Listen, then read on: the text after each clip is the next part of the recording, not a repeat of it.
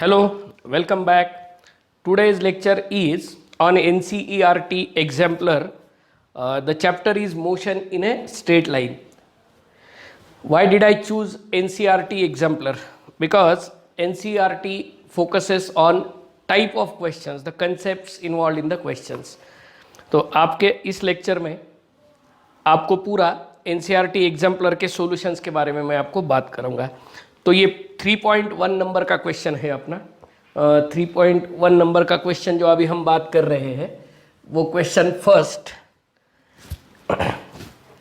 among the four graphs there is only one graph for which average velocity over time interval 0, t can vanish for a suitably chosen t.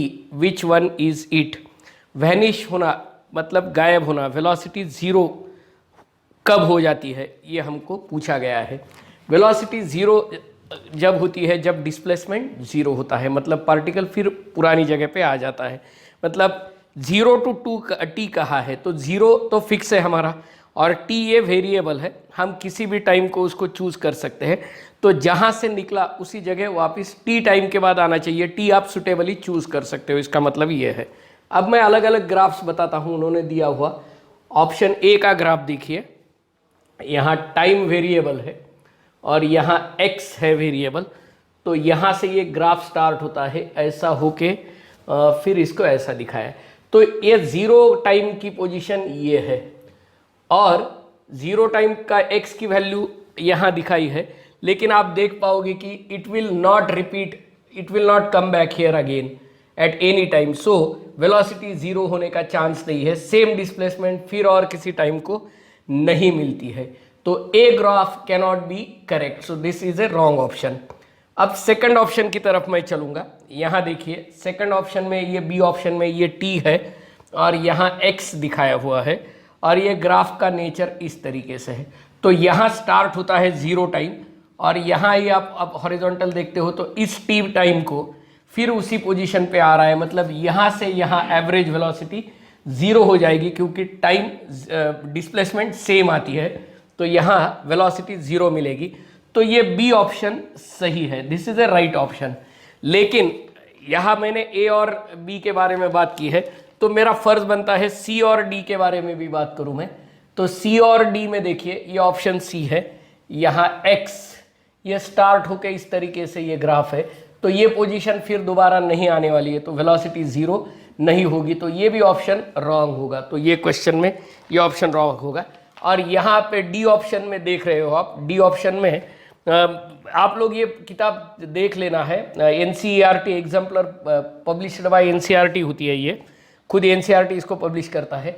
और NTA का focus NCERT based question पे होने की वजह से मैं आपको ये सजेस्ट करूंगा कि एनसीईआरटी एग्जाम्पलर आप समझ में लो, हर क्वेश्चन में आपको नई जानकारी मिलेगी। तो ये क्वेश्चन यहाँ पे भी देखो 0 से स्टार्ट हो रहा है लेकिन उस पोजीशन पे फिर से दोबारा नहीं आ रहा है, तो यहाँ पे भी एवरेज वेलोसिटी 0 नहीं हो सकती है। इस तरीके से ये क्वेश्चन नंबर 1 हमने यहाँ डिस्कस किया है। मेरे ख्याल से आपको ये समझ में आएगा। ये 3.1 है एनसीईआरटी एग्जाम्पलर 3.1, ये क्वेश्चन नंबर 1 यहाँ पे मैंने डिस्कस किया है। तो ये क्वेश्चन मैं यहाँ स्टॉप करता हूँ। बात कर रहा हूँ क्वेश्चन नंबर 3.4। 3.4 क्वेश्चन 3.1 पिछला बार हमने डिस्कस किया था। 3.4 की बात करेंगे हम। 3.4 a vehicle travels half the distance L with a speed v1 and the other half with a speed v2, then the average speed is। Total path length L है, total path length L है, इसका आधा जो distance है L/2 उसके लिए speed है v1 और बचा L/2 के लिए स्पीड है v2। हमसे पूछा गया है average speed of the journey. Options मैं आपको दिखा दूंगा पहले, ये क्वेश्चन आपको मिल जाएगा, यहाँ पे भी हम लोग क्वेश्चन दिखाएंगे वो आपको। v1 + v2/2 ये ऑप्शन ए है। बी ऑप्शन मिलेगा 2v1 + v2/v1 + v2, ये सेकंड ऑप्शन होगा।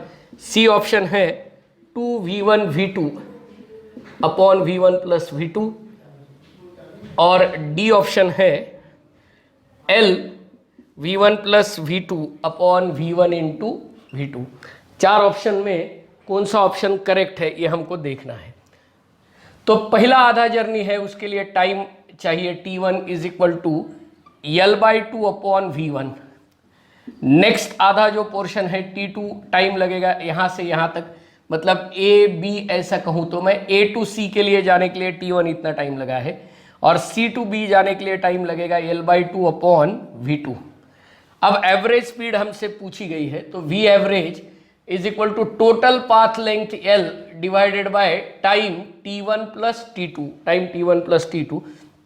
तो यहाँ L upon L/2 V1 plus L upon L/2 V2, ये इस तरीके से आएगा। L आप कॉमन ले लो, L इंटू L/2 कॉमन ले लो, यहाँ 1 upon V1 plus 1 upon V2, cross multiplication करो, यहाँ n कैंसिल होगा, V1 plus V2 upon 2V1 V2, ये 1 अपॉन है, तो यहाँ इसका आंसर होगा 2V1 V2 upon V1 plus V2। Option C is the answer to this question. इस तरीके से आप इसको ऑप्शन सी को चुन सकते हैं। Question number 3.5 NCERT exemplar 3.5, the displacement of a particle is given by x is equal to t-2 whole square, t-2 whole square, where x is in meter and t is in seconds. The distance covered by the particle in 4 seconds is।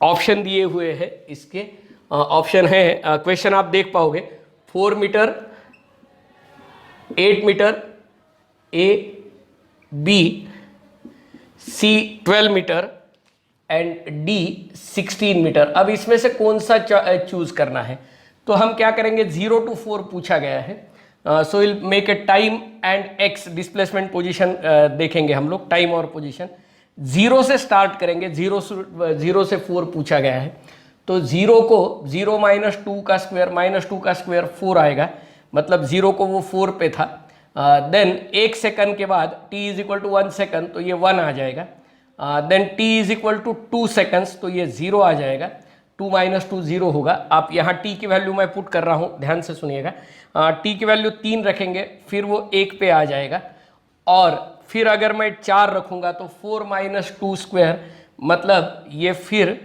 4 पे आ जाएगा। मतलब अब मैं यहाँ अगर graph निकाल लूँ, ये ओरिजिन 0 है, यहाँ 1 2 3 4, तो 0 टाइम पे 4 से निकलेगा, 1 पे आ जाएगा 1 सेकंड पे, और फिर दूसरे सेकंड पे 0 पे आ जाएगा, मतलब ये 4 मीटर डिस्टेंस कवर किया है, और फिर 3 सेकंड पे 1 पे जाएगा, और चौथे सेकंड के फिर वो 4 पे जाएगा, मतलब यहाँ से 4 से 0 आ गया, फिर 0 से 4 आ गया, मतलब टोटल डिस्टेंस उसने ट्रैवल किया है 4 + 4, answer will be 8 metre. Option of this question is 8 metre. ये क्वेश्चन आपको इस तरीके से सॉल्व कर सकते हो। ये हो गया question number 3.5। Will be question number 3.6। आज का नेक्स्ट क्वेश्चन होगा 3.6। ये पूरा NCERT एग्जाम्पलर है, आपको मोशन इन 1 डायमेंशन के आइडिया आ जाए इसके लिए ये कर रहा हूँ। और अगर आपको ये सब्सक्रिप्शन अच्छा लगा है तो ये सब्सक्राइब करिए, ये वीडियोस देखो, आपको इससे कुछ ना कुछ तो फ़ायदा होगा। Question number 3.6, at a metro station a girls walk up to a stationary escalator in time t1। Escalator stationary है, मतलब जो भी स्पीड है उसकी अपनी स्पीड है, तो उसने L इतना डिस्टेंस ट्रैवल किया है t1 इतने टाइम में, तो t1 is equal to L upon V1 होगा। यहाँ मैं थोड़ा नीचे लिखूंगा तो आपको क्वेश्चन देखने को मिलेगा, तो यहाँ क्वेश्चन ऐड कर सकते हैं। तो L is the height through which she has travelled, तो यहाँ t1 is equal to L upon V1 होगा, या इसको मैं कहूँगा V1 is equal to L upon T1। ये हो गया जब एस्केलेटर स्टेशनरी था, मतलब वो अपने बलबूते पे चल के गई है। एस्केलेटर आपको पता ही है, लिफ्ट है, जो ऊपर चढ़ने वाली जो लिफ्ट है मॉल्स में वगैरह होती है, वो है। उसके बाद दूसरे बार क्या होता है, सेकंड टाइम जब जाती है तो एस्केलेटर ऑन है, तब वो अपने आप उस जगह खड़ी होती है, तो उसको ऊपर लेके जाने का काम एस्केलेटर कर रहा है। तो एस्केलेटर की स्पीड V2 है, तो L अपॉन उसको टाइम चाहिए T2। ये मूविंग एस्केलेटर, पहली बार एस्केलेटर स्टेशनरी था तो she walked on her own, second time escalator was moving, she didn't do anything, she just stayed there, and the motion was carried out by the escalator. Third time she was in a hurry, so she started walking on the moving escalator. ये question आप अच्छे से पढ़ लो तो आपको समझ में आएगा. तो उसको डिस्टेंस तो उतना ही ट्रैवल करना है, लेकिन अब ये दोनों स्पीड का एडिशन होगा. She is walking as well as the escalator is also moving. तो यहाँ टाइम चाहिए t is equal to, distance तो उतना ही कवर करना है, लेकिन यहाँ v1 प्लस v2 आएगा, v1 plus v2, because she is walking, she has her own speed, at the same time escalator is also moving. तो यहाँ L upon T1 plus L upon T2 होगा. आप इससे L कॉमन निकालिए, L into 1 upon T1 plus 1 upon T2 होगा, 1 upon T2 होगा. तो ये L कैंसिल होगा और यहाँ क्रॉस मल्टीप्लिकेशन करूँगा तो T1 प्लस T2 आएगा और ऊपर T1 इंटू T2 चला जाएगा. तो T1 T2 upon T1 plus T2, ये आपके क्वेश्चन का ऑप्शन होगा. ये क्वेश्चन नंबर है 3.6 और उसका ऑप्शन है, सही ऑप्शन है सी ऑप्शन. चारों ऑप्शंस मैं आपको बता देता हूँ कौन से है. पहला ऑप्शन है T1 plus T2 by 2, T1 plus T2 by 2. Second option है T1 T2 upon T2 minus T1, ये सेकेंड ऑप्शन है. सी है T1 T2 upon T1 plus T2, ये अपना थर्ड ऑप्शन सही है. और फोर्थ ऑप्शन है T1 माइनस T2. तो ये चारों ऑप्शंस में से सी ऑप्शन यहाँ करेक्ट है. ये क्वेश्चन आपको मैंने यहाँ बता दिया है, NCERT exemplar. Hello, next is MCQ 2. यहाँ more than one option correct वाले हैं. ये जो जेई प्रिपरेशन कर रहे हैं उन लोगों के लिए मैं इन्फॉर्मेशन बताऊंगा. नीट वालों को उसमें से कुछ आइडियाज़ मिल जाएगी कि क्या किस तरीके से सोचना पड़ता है क्वेश्चन सॉल्व करने के लिए. The variation of A quantity A with quantity B plotted in the figure describes the motion of a particle in a straight line. 3.7 number का क्वेश्चन है ये, 3.7 नंबर का क्वेश्चन. और यहाँ एक ग्राफ दिया हुआ है, इस एक्सिस पे B दिया हुआ है, B वेरिएशन, और यहाँ A का वेरिएशन इस एक्सिस पे दिया हुआ है. और ये ग्राफ एक स्ट्रेट लाइन ग्राफ है.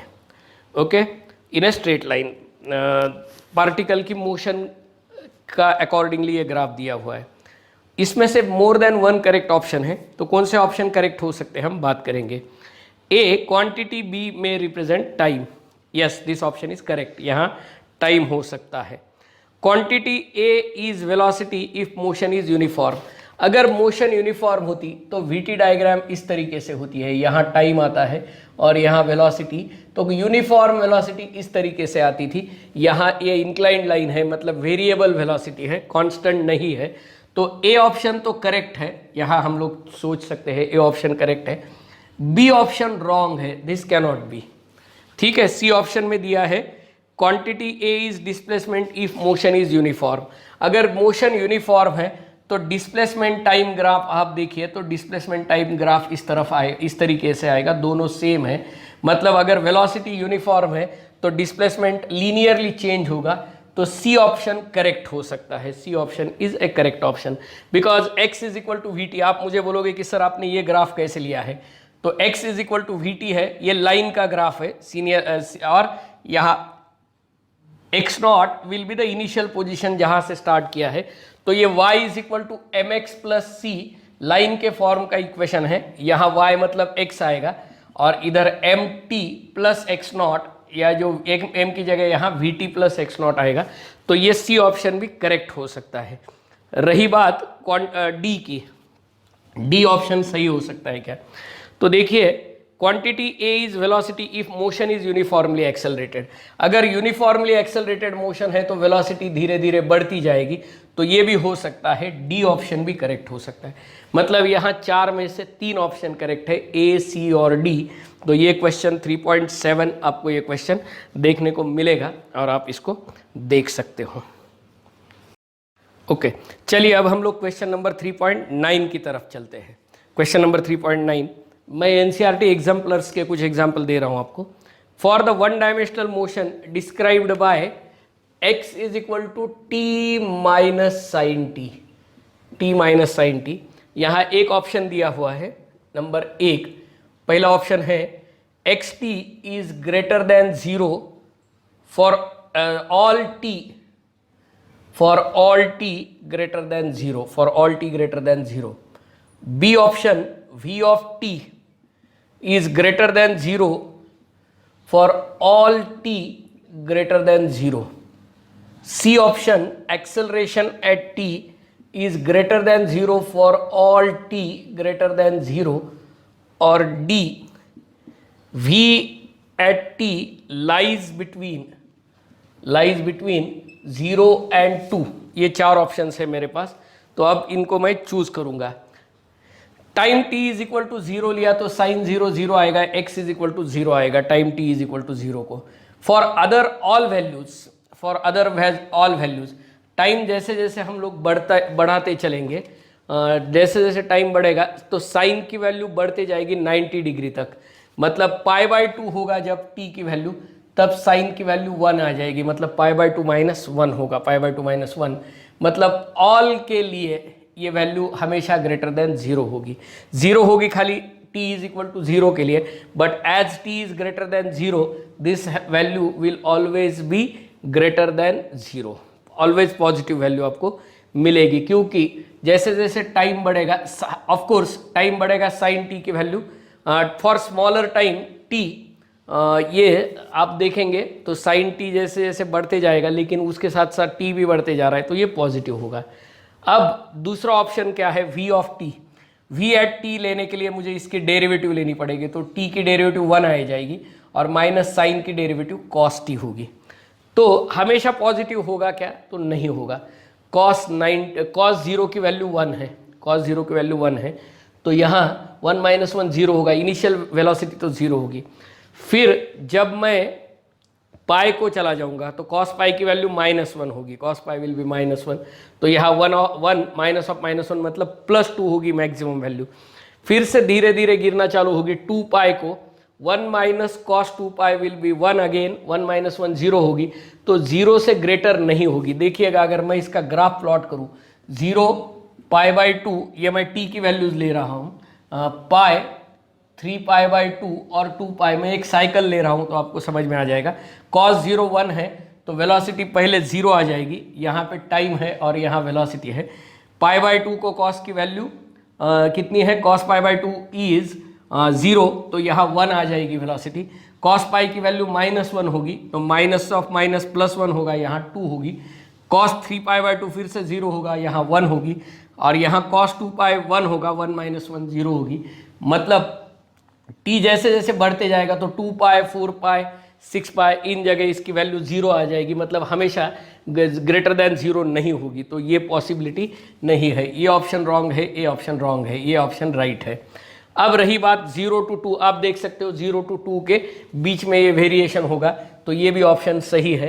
तो आपको ए और डी ऑप्शंस को करेक्ट चुनना है, तो ये उसका आंसर है. इस तरीके से आप इसको चुन सकते हो. You can choose it like this.